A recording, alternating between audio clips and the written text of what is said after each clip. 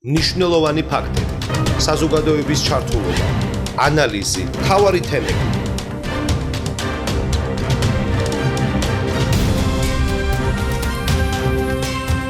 საზოგადოებრივ პოლიტიკურ თოქ-შოუში თემა ნანა რობაქიძესთან ერთად.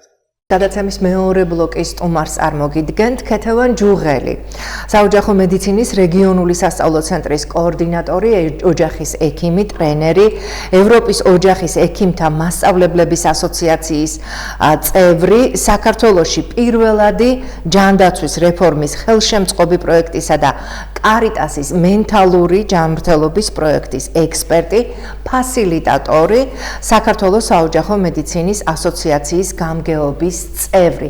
ძალიან დიდი მადლობა მოგზაურობისთვის. მადლობა თქვენთვის. ბევრი თემა დაგროვდა ქალბატონ ქეთი და ბუნებრივია ჩვენ დავიწყებთ საუბარს, რა სიახლეებია პირველადი ჯანდაცვის სფეროში და შემდეგ შევეხებით აუცილებლად კიბოს სკრინინგს, რამდენად მნიშვნელოვანია.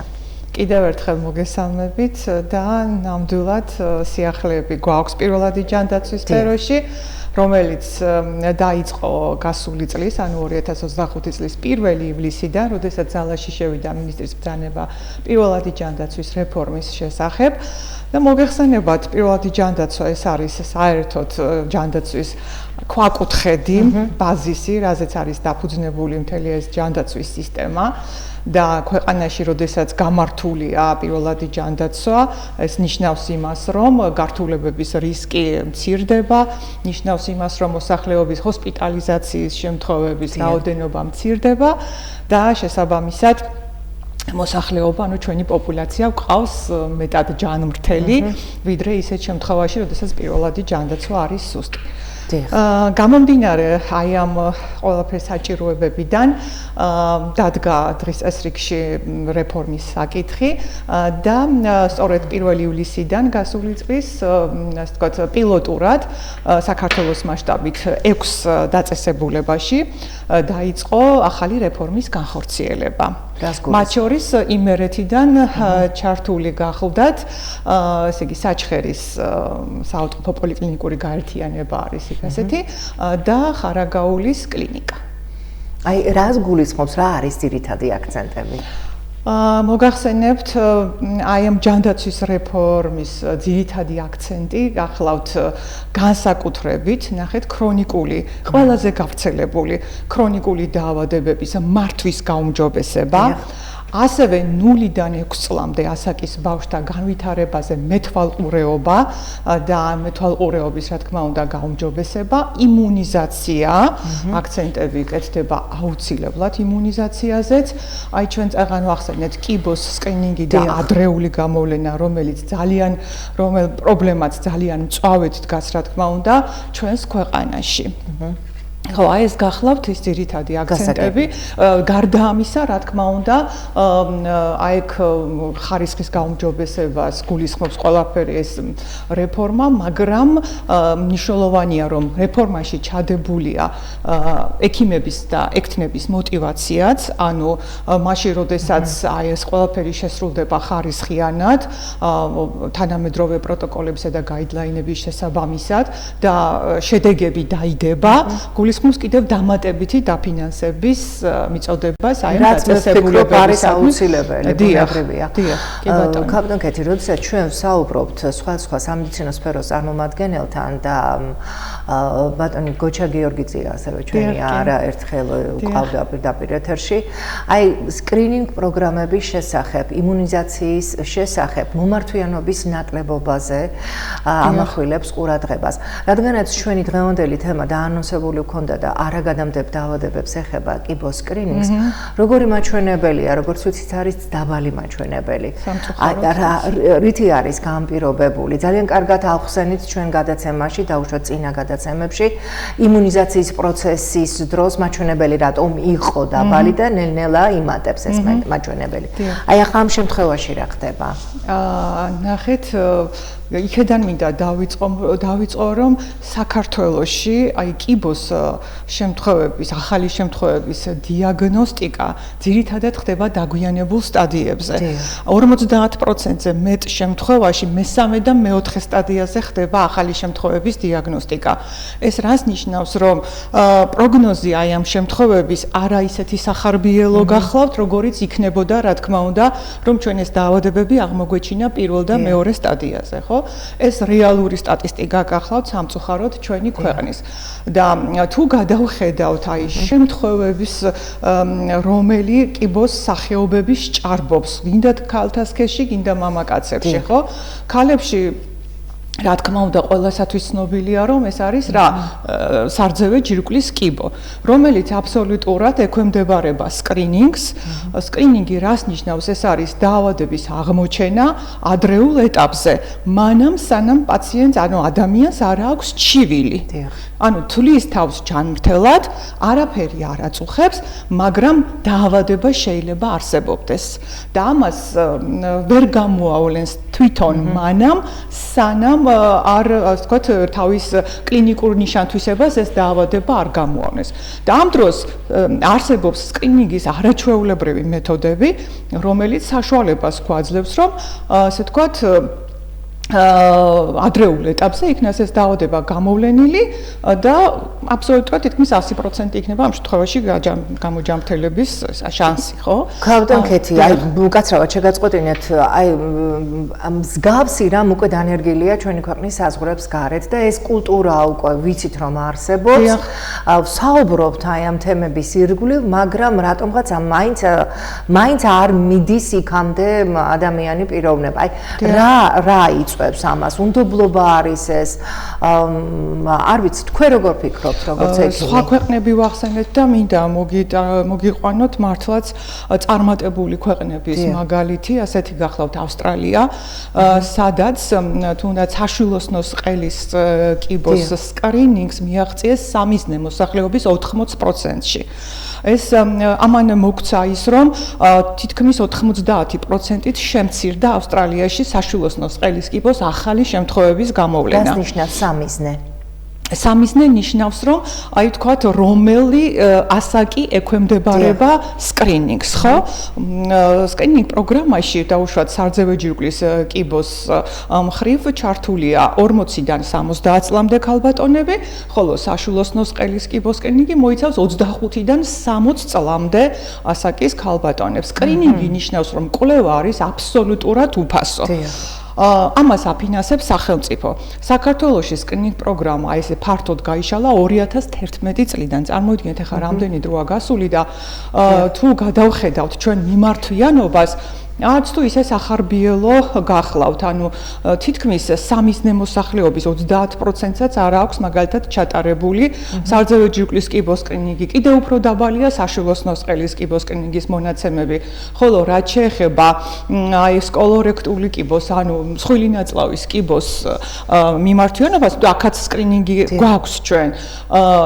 იქ კიდევ უფრო სავალალო მდგომარეობა არა და ძალიან გაიზარდა ამ კიბოს სახეობის მონაცემები, ადრე ითვლებოდა თითქოს ეს რომ მამაკაცებში გვხდებოდა, მაგრამ ქალებშიც. ქალებში ბოლო წლებში გადაჭარბა მსხვილი ნაწლავის კიბოს სიხშირემ საშვილოსნოს კიბოს. და ეს იმაზე მეტყველებს, რომ თქვათ არ შეიძლება ამ კიბოს ამ სახეობის უგულებელყოფაც, თუმეტეს რომ ჩვენ გვაქვს ასევე მთელი საქართველოს მასშტაბით სკრინინგ პროგრამა აღნიშნული კიბოს მიმართ. აი ეს არის რეალური ციფრი. ასევე ევროპის ქვეყნებში ახლა ყველაზე ესე კარგი მაჩვენებელი აქვს სკანდინავიის ქვეყნებს სკრინინგის კუთხით და როგორ ფიქრობთ რატომ? ეცით რა, იქ აი არ სჭირდება ამდენი თხოვნა, სხვანაირი მიდგომები აქვთ ალბათ ბავშვობიდანვე, რომ ესე კანონია, ასე ვთქვათ, ხო. მაგათ ძალიან ისეთ გამოავლინეს კოვიდის დროსაც, რომ თუნდაც ის 2 მეტრიანი დისტანცია, რომ იცოდნენ 2 მეტრის დისტანცია იყო აუცილებელი, ეს იყო მათთვის, არ ვიცი, ну აბსოლუტურად ასე ვთქვათ კანონმორჩილი ერები არიან და შესაბამისად ძალიან მაღალი ხარისხის ჯანდაცვაც აქვს და გულდასაწყვეტია ნამდვილად როცა ჩვენს ქვეყანაში ამდენი რაღაცა იდება, ამდენი რესურსი ასე ვთქვათ იდება აი ამ თუნდაც ჩვენ ხა უფრო კონკრეტულად დღეს ხო სკრინინგზე საუბრობთ და არაერთი ტრენინგი ჩაუტარდათ მაგალითად ოჯახის ექიმებს, ექთნებს და ეხლა გასული წლის შემოდგომაზე და დეკემბრის ჩათვლით ჩატარდა მთელი საქართველოს მასშტაბით ექიმების და ექთნების ტრენინგი აი ამ სკრინინგის საკითხებში. გვაქვს არაჩვეულებრივი ბუკინგის, ანუ დაჯავშნის სისტემა. მაგალითად, მოქალაქე შეუძლია მიმართოს თავის ოჯახის ექიმს ან ექთანს, რომელსაც მთელი საქართველოს მასშტაბით, მაგალითად, ქუთაისში თუ არ უნდა ჩატარება სკრინინგი, შეუძლია თბილისში დაიჯავშნოს ადგილი და თბილისის არ აქვს ნებისმიერ იქ არის ჩამოთვლილი დაწესებულებები და სადაც უნდა მთელი საქართველოს მასშტაბით მან შეუძლია სკრინინგი ჩაიტაროს და აბსოლუტურად არც ერთი მეთოდი არ არის არც საშიში, არც მტკივნეული რაღაც არ წარმოადგენს საფრთხეს რა გამორიცხულია და აი ხო გეუბნებით ნამდვილად ძალიან მაღალ ხარისხით ტარდება ყველგან სადაც კი სკრინინგ ცენტრები არის და ჩართული არის ამ პროგრამაში აბსოლუტურად ყველგან მაღალი ხარისხით ტარდება ეს კვლევები. როგორ ფიქრობთ, ქალბატონქეთი, როგორ შეიძლება აი ამ სკრინინგის გაუმჯობესება მე ახლა გისმენდით და მე თვითონ არ ვიცი ეს რა თქმა უნდა სამედიცინო სფეროს წარმომადგენლების პრეროგატივა და არა ჩემი, მაგრამ ხომარჯობდა დაუშვათ იგივე სკოლის მერხიდან, სკოლის ასაკიდან ინფორმაცია მიეწოდოს მოსწავლეებს, რამდენად მნიშვნელოვანია მსგავსი სკრინინგის ჩატარება, ჯანმრთელობისთვის ეს რამდენად არის კარგი, იმიტომ რომ ყოველთვის როდესაც ვსაუბრობთ მსგავს თემებზე, უბრალო საუბრებს გულისხმობ და არა პირდაპირ ეთერს, მაგალითად მოყავთ სოციალური მდგომარეობა. მიუხედავად იმისა, რომ თქვენ აღნიშნეთ, ეს არის აბსოლუტურად უფასო, ადამიანი ვერ იცლის თავისი ჯანმრთელობისთვის იმ ფონზე, როდესაც დაყრილია ყოველდღიურობით, ასე ვთქვათ. ამიტომ რა შეიძლება შეთავაზოთ თქვენ გაუმჯობესების თვალსაზრისით? პირველ რიგში ხაზი უნდა გაუსვათ იმას, რომ ადამიანს ჩივილი არ აქვს. და კი ბატონო, უკვე გეთანხმებით, რასაც იტყვით. ეს ყოველთვის ფიქრობს, რომ მას არ შეიძლება რომ დაემართოს ხო და ყოველთვის ის სხვის პრობლემად წარმოუდგენია და არავინ არ იცის ის როდის დაუშვათ რა დაავადება გაუჩნდება, ხო? ამიტომ მნიშვნელოვანია მეტი პასუხისმგებლობა საკუთარი თავის ჯანმრთელობის მიმართ. და ასე ვთქვათ, იმის შეგნება, რომ დაავადების აღმოჩენა ადრეულ სტადიაზე ნიშნავს ფაქტიურად სრულ განკურნებას. ეხლა ნახეთ მსხვილი ნაწლავის პოლიპი, რომელიც არსებობს ეს წანაზარდი მსხვილი ნაწლავის ლორწოვან გარსზე, საჭიროებს 10-14 წელიწადს, რომ ის ჩამოყალიბდეს სიმსივნეთ, ხო? ანუ თუ ჩვენ აი სკრინინგის დროს აღმოვაჩენთ რა დაუშვათ პოლიპს, იგივე აპარატით, რომლითაც სკრინინგი ტარდება, იმ კოლონოსკოპით, შესაძლებელია ამ წარმონაქმნის იქვე ამოღება, იქვე ანალიზისზე გაგზავნა, ეს რას ნიშნავს, რომ პრობლემა იქვე აღმოიფხრება, ხო? ანუ ძალიან მნიშვნელოვანია და განსაკუთრებით კიდევ საყურადღებოა და მოსახლეობას თუ კი მათ აქვთ გენეტიკური დატვირთვა, ხო? ამა თუ იმ სიმსივნური დაავადების, აი აქაც მიაქციონ ყურადღებას, რომ აუცილებლად მათ ჩაიტარონ სკრინინგი აღნიშნული დაავადებების. ასევე დაუშვათ, ვინც არის მწეველი, განსაკუთრებით ესე ვთქვათ, მამაკაცებს ეხებათ ეს პრობლემა, თუმცა ეხა ვიმატა ქალებშიც რა თქმა უნდა მწეველობამ, ესეც სავალალო მაჩვენებელია ჩვენი ქვეყნის ახალგაზრდებშიც სამწუხაროდ. ახალგაზრდებშიც და სკოლის მოსწავლეებშიც, აი მათ შეუძლიათ ჩაიტარონ დაუშვათ დაბალდოზიანი კომპიუტერული ტომოგრაფიით სკრინინგი, ესეც შესაძლებელია, მაგრამ აი განსაკუთრებით რაც მთელი საქართველოს მასშტაბით არის გაშლილი, როგორც რაც ჩამოვთვალე ხო, აი სარძევე ჯირკვლის კიბოს სკრინინგი, საშულოსნო წყლის კიბოს სკრინინგი იქნება თუ კოლორექტული, ანუ ეს ხვილი ნაწლავის კიბოს სკრინინგი, აი ეს ძალიან მნიშვნელოვანია. ასევე მოქმედებს ჩვენს ქვეყანაში დავუშვათ პროსტატის კიბოს მართვის კუთხით, ნახეთ, პროსტატ სპეციფიკური ანტიგენი არსებობს, ასეთი ანტიგენი სისხლში მისი, რა ქვიან, განსაზღვრა წელიწადში ერთხელ, ხო? ესეც შეუძლიათ, რა თქმა უნდა, ჩაიტარონ. ჩვეულებრივად აქ აბსოლუტურად სისხლი იღება, მეტი არაფერი, ჩვეულებრივი სისხლის ანალიზი გახლავთ და ამას მიანდა მიაქციონ ყურადღება. ეს ერთი რომ თქვათ არ მიაჩნიათ საჭიროდ, როცა რაღაცა ჩივილები არ აქვს. მეორე ის შეიძლება ვთქვათ, რომ დაუშვათ ეშინიათ პასუხის რეზულტატის, ხო? ანუ შედეგის. ანუ ვაიდა ცუდი შედეგი ექნეს რა მოელით მერე, ანუ ამისი ეშინია ყველას. და ფიქრობენ რომ უფრო მეტად აფორია ხდებიან და იქნებ არიდონ ყური. დიახ. კი, აი ესეც ძალიან მნიშვნელოვანია. შემდეგ ახლა მარტო თვითონ მოქალაქეებს რომ არ დავაბრალოთ, ისიც უნდა ითქვას, აღნიშნოთ ოჯახის ექიმების და ექთნების ბრჭყალებში, რო ვთქვათ, არასათანადო ონკოლოგიური სიფხიზლე. გასაგები. ანუ ეს რას ნიშნავს, როცა ჩვენთან მოდის პაციენტი, ხო, ნებისმიერი პრობლემით და არის მაგალითად 40 წელს გადაშორებული ქალბატონი, ხო? მას უნდა ავუხსნათ, რატომ არის მისთვის აუცილებელი სარძევე ჯირკვლის კიბოს სკრინინგზე წასვლა. უნდა თუ არ აუხსენით პაციენტს, ხო, ესე იმდენი რა ვიცი, მინდა მაინც შევეხო, რომ სოციალურ ქსელებში არის აბსოლუტურად ბევრი, ძალიან კიდე უფრო მეტი, ასე ვთქვათ, არა სარწმუნო რჩევები და ინფორმაცია, რომელიც ძალიან უშლის ექიმებს ხელს. ამიტომ ექიმმა მეტი უნდა იმუშაოს, რომ აი ეს სინამდვილე რაც არის და სიმართლე რაც არის, ეს ამაში უნდა დაარწმუნოს პაციენტი. აი იგივე, აი თქვენ ახსენეთ, წეღან სკოლაში უნდა ისა. აი გოგონები მაგალითად, ხო?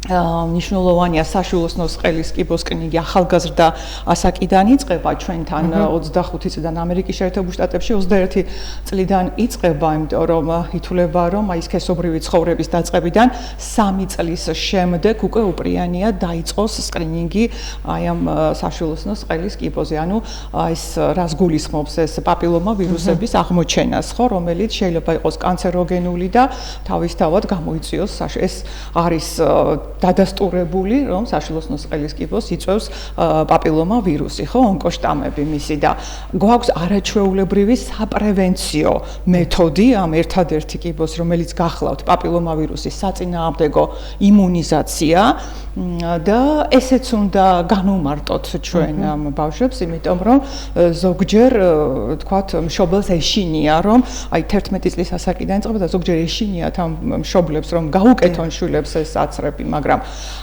ყოფილა შემთხვევა ახლა უკვე საქართველოში, რომ სტუდენტი გოგონები თვითონ მოსულან და თავისი გადაწყვეტილებით უკვე მათ როცა იციან ეს ინფორმაცია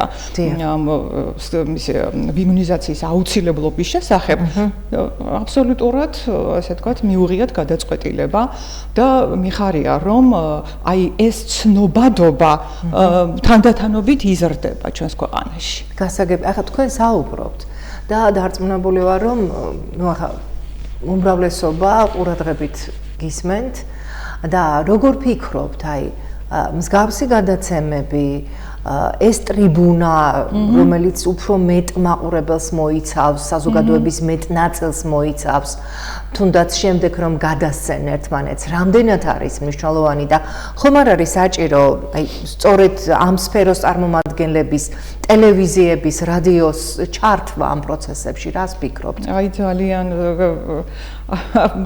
საჭირო და აუცილებელი მინდა გითხრათ, იმიტომ როგორც ეღან აღნიშნე, ჩვენ ძალიან გვიშლის ხელს არა სანდო და ასე ვთქვათ, საპირისპირო ინფორმაციები, რომელიც აბსოლუტურად მოკლებული გახლავთ მეცნიერულ მტკიცებულებებს.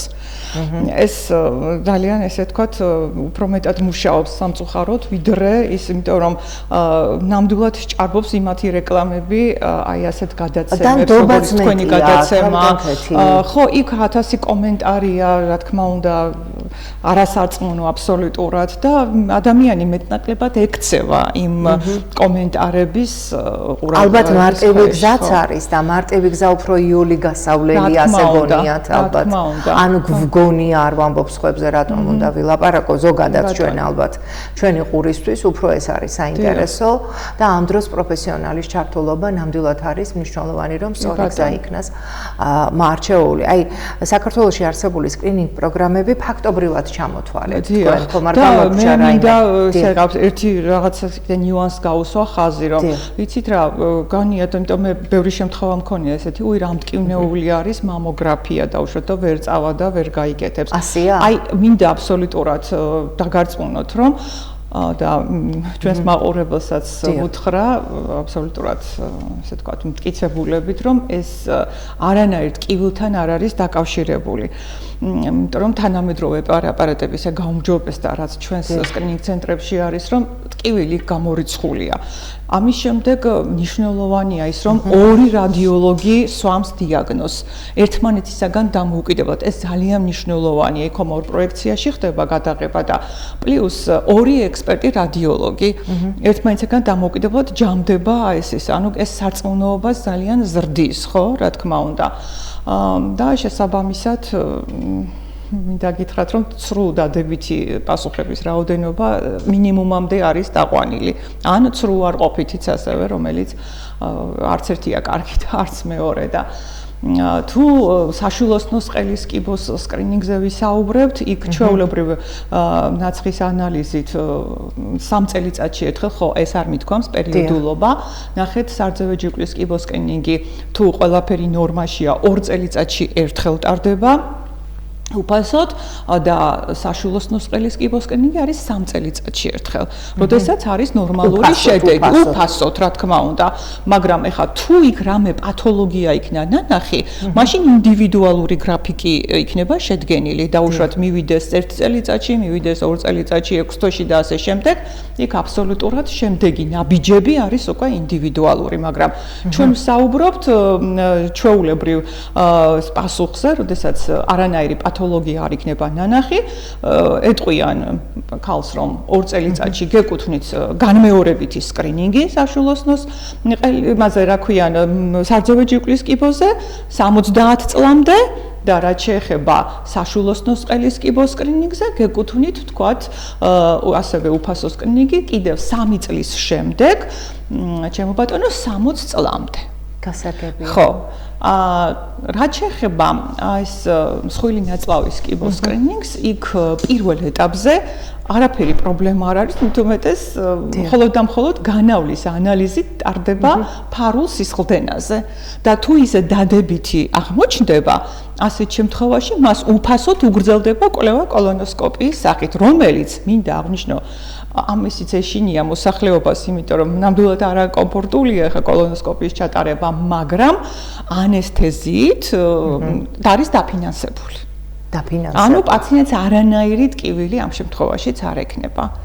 აი როდესაც საუბრობთ ანესთეზიაზე, უნებრივია პროფესიონალიზმზეც უნდა ვისაუბროთ ალბათ, ექიმების რამდენად არიან ჩართულები ამ პროცესში პროფესიონალები. რა თქმა უნდა, იქ ანესთეზიოლოგი, ექიმი, ანესთეზიოლოგი ხანმოკლე ვენური ნარკოზით აბსოლუტურად, რომელიც მხოლოდ პროცედურის ჩატარების დროს ხორციელდება და პროცედურის დამთავრებასთან ერთად პაციენტი იღვიძებს, ანუ არანაირი აქ გართულება არ არის მოსალოდნელი, მინდა გითხრათ. და კაპიტან კეთი, თქვენ წახან აღნიშნეთ კვლევებთან დაკავშირებით, რომ ყოველ მესამე წელიწადს საშვილოსნოს ყელის კიბოს სკრინინგის შემთხვევაში დიახ, კი ბატონო. მაგრამ თუ კი აუცილებლობა იქნება, შესაძლებელია მომდევნო წელსაც, აი ესეც უფასო არის, ეს ეტაპები, რა თქმა უნდა, იქ ინდივიდუალური გრაფიკი გაიწერება და ისიც უფასოა, კი.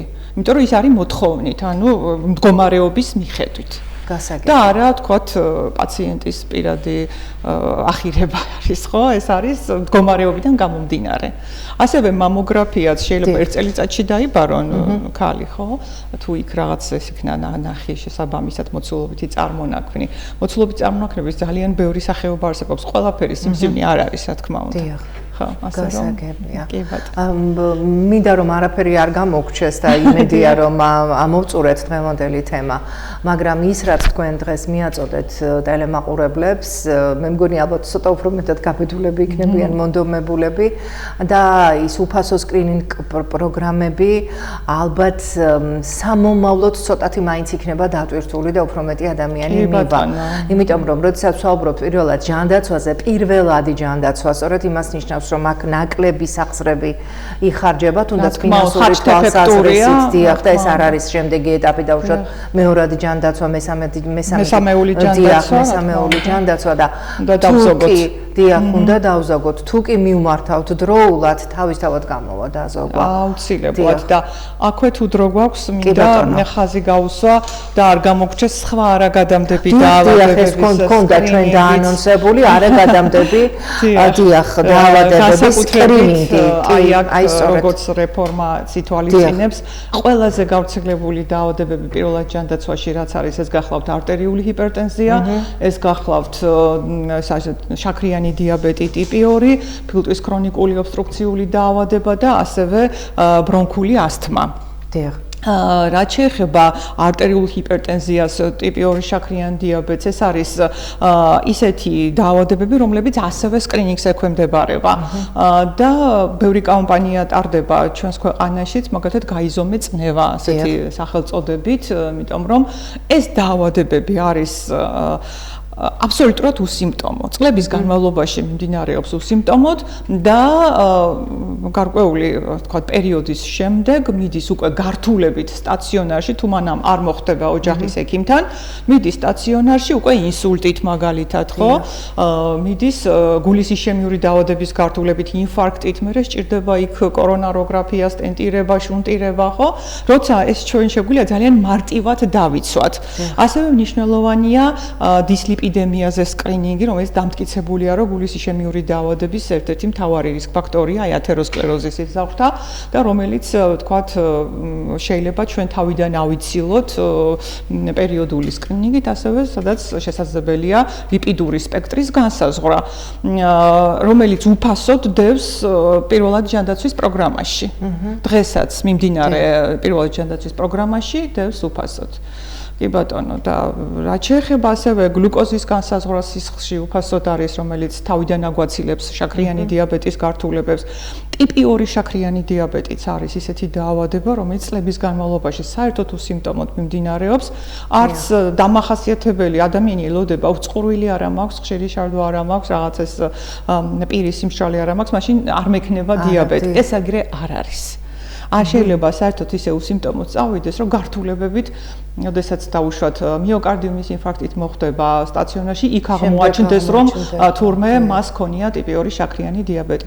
ასევე დიაბეტის სიბრმავის ერთ-ერთი ყველაზე ხშირი მიზეზი გახლავთ პერიფერიული სისხლძარღვების, მას მაკრო და მიკროვასკულარული დაავადებების გართულებების ძალიან დიდი სპექტრი ახასიათებს და მიტომაც არის ასეთი საშიში დაავადება და აბსოლუტურად შესაძლებელია, რომ დაუშვათ ის პრედიაბეტის ფაზაში გამოვავლინოთ ეს დაავადება, ანუ წინარე ფაზაში და აქედან დავიწყოთ მკურნალობა. მაგის საშუალებები დღეს ოჯახის ექიმები აბსოლუტურად ფლობენ კომპეტენციას პრედიაბეტის და ტიპი 2 შაქრიანი დიაბეტის მართვის ხა მიმდინარეობს კიდევაც ტრენინგები, იმიტომ რომ ეს ახალი რეფორმაც მოიცავს განსაკუთრებულ აქცენტს, როგორც დასაწყისში აუმშეთ ტიპი 2 შაქრიანი დიაბეტის მართვაზე, იმიტომ რომ საქართველოს ერთ-ერთი მაღალი გავრცელების ქვეყანა ამ დაავადებების მხრივ და ეს არის საუბრობ, რომელიც სკრინინგს ექვემდებარება. დიახ. და ალბათ კიდევ უნდა მეტად ყურადღება უნდა მიაქციოს, თუ კი ოჯახში ვინმე იყო ამ დაავადებული, ხომ? ეს მე მგონი განდადის რაღაც ყაზით. დიახ, ტიპი 2 შაქრიანი დიაბეტი განსაკუთრებით მემკვიდრული განწყობით ხასიათდება და ტიპი 1-ისაგან განსხვავებით. ამიტომ აქ კიდევ უფრო მეტად ყურადღებით უნდა ვიყოთ და ისევე როგორც არტერიული ჰიპერტენზიის შემთხვევაში. და რაც შეეხება ფილტვის ქრონიკულ ობსტრუქციულ დაავადებას, აქაც გეტყვით, რომ ეს არის განსაკუთრებით საყურადღებო 40 წლის ზევით მამაკაცებში, რომლებიც მწვერვალები არიან. ეს არის მწვერვალების დაავადება, უმრავლეს შემთხვევაში ძალიან დიდ პროცენტში გახლავთ მწვერვალების დაავადება და ასე თქო, ბრონხულაცმასაც შეეხება, ის უფრო ადრეული ასაკიდან ვითარდება და ობსტრუქციული დაავადება კიდევ უფრო 40 წლის ზემოთ ასაკში ვითარდება. როგორ ფიქრობთ, კაპიტან ქეთი? დღევანდელი გადაცემის შემდეგ ცოტა მეტი მაინც დავარწმუნეთ. ექნება სურვილი, რომ პირველადი ჯანდაცვის სერვისებით ისარგებლონ. აი, სერვისები უნდა გამოიყენონ, რაც პირველად ჯანდაცვაში არსებობს და რაც ეს ქვეყანაში ამდენი წელია ვითარდება და ნამდვილად არის გაუმჯობესებული და ხელმისაწვდომი, რაც მთავარია, როცა ადამიანს აქვს საყოველთაო ჯანდაცვის პაკეტი, თუნდაც პედაგოგია, თუნდაც საბაზისო პაკეტით სარგებლობს თუ საპენსიო პაკეტით, ანუ უმწეოს პოლისით, ხო? ყველას აქვს ისეთი მორგებული, ესე ვთქვათ, ისინი სერვისები, რომ ჩამოთვლილი დაავადებების სკრინინგით შეუძლია აბსოლუტურად უფასოდ ისარგებლოს. ძალიან დიდი მადლობა. აი ფაქტობრივად ამომწურავი იყო ის ინფორმაციები, რაც თქვენ დღეს თქვით და რაზეც ისაუბრეთ გადაცემაში. ვფიქრობთ, რომ ჩვენს ტელემაყურებელს წაადგება დღევანდელი ჩვენი გადაცემა, თუნდაც ინფორმაციული თვალსაზრისით და დაუჯერებენ ისეთ პროფესიონალს, როგორიც გახლავთ კაპიტანი ქეთი ჯუღელი. უღრმესი მადლობა. მადლობა თქვენ. წარმატებები მინდა გისურვოთ. საჭიროა საკითხებზე. ვისაუბრეთ ნამდვილად. აუცილებლად გვექნება ჩვენ კიდევ შესაძლებლობა, რომ არაერთხელ მიმართოთ ჩვენს ტელემაყურებელს და მივაწოდოთ საინტერესო და საჭირო ინფორმაციები. მადლობა თქვენ ძვირფასო ტელემაყურებლებო, რომ იყავით ჩვენთან ერთად. მე ამ ფორმატით მომავალ სამშაბათამდე გემშვიდობებით, სამშაბათს 19 საათზე კვლავ შევხვდებით ერთმანეთს. ნახვამდის. მნიშვნელოვანი ფაქტები, საზოგადოების ჩართულობა, ანალიზი, მთავარი თემები.